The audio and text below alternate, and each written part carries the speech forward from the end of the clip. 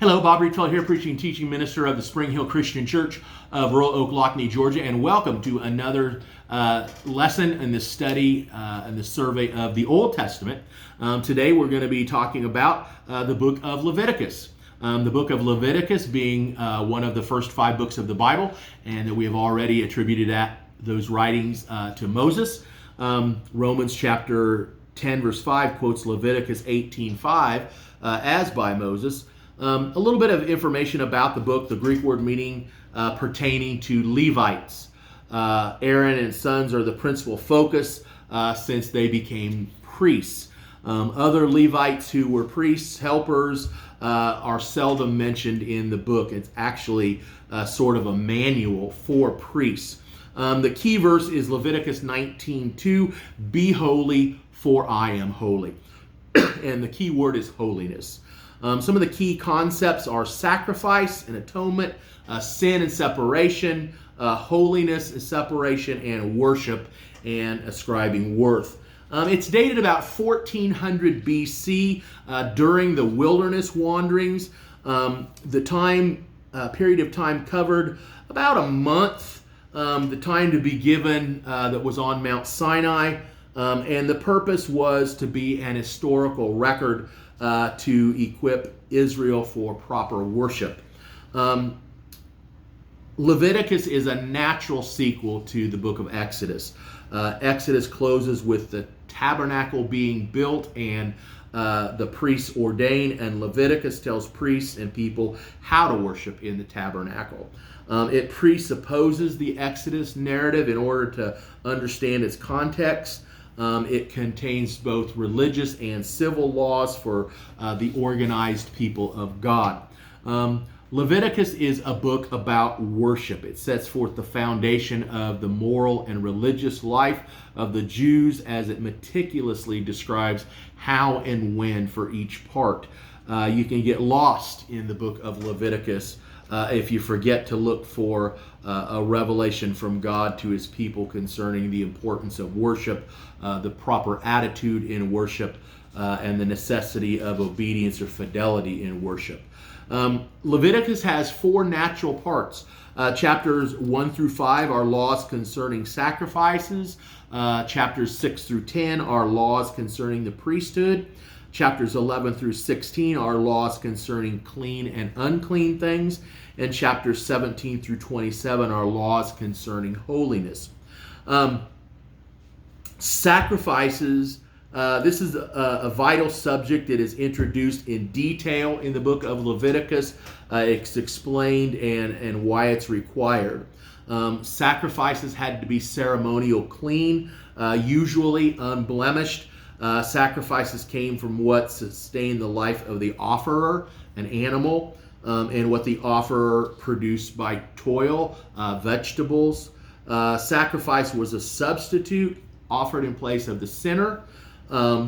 Sacrifices existed before Leviticus, however, but not very clearly defined. We find in Genesis 4, apparently there was some type of a sacrifice that was required of Cain and Abel.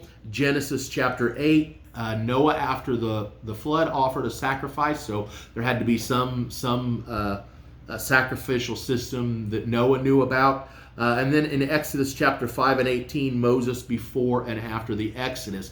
And so sacrifices were present before the book of Leviticus was written. However, there's not a lot of information in that about those in the book.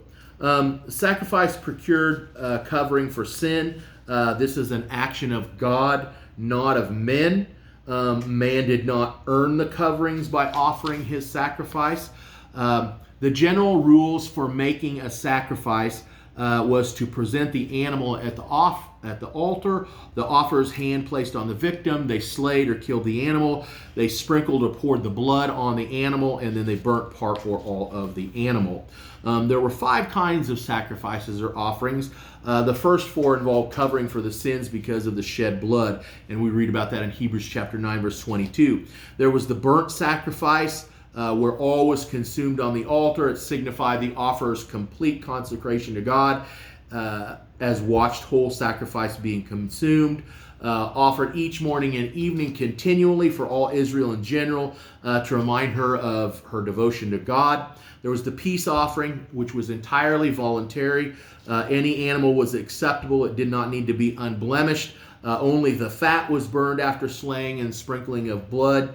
Thighs and the breast waved before God and given to the priests to eat for God. The rest of the meat eaten by the offerer and any person he chose to be with him.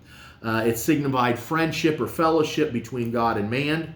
There were three kinds of peace offerings in recognition of unmerited or unexpected blessing, called the thank or praise offering, in payment for a vow, called the votive offering, as an expression of love for God, called a free will offering. All accompanied by prescribed grain offerings. The Jews enjoyed practical ways with their relationship with God. Third, there's the sin offering. When you did what you shouldn't have done, offered sins of ignorance committed inadvertently, offered when a person sinned and could be separated from God. Graduated requirements. It was either burned on the altar or outside the camp.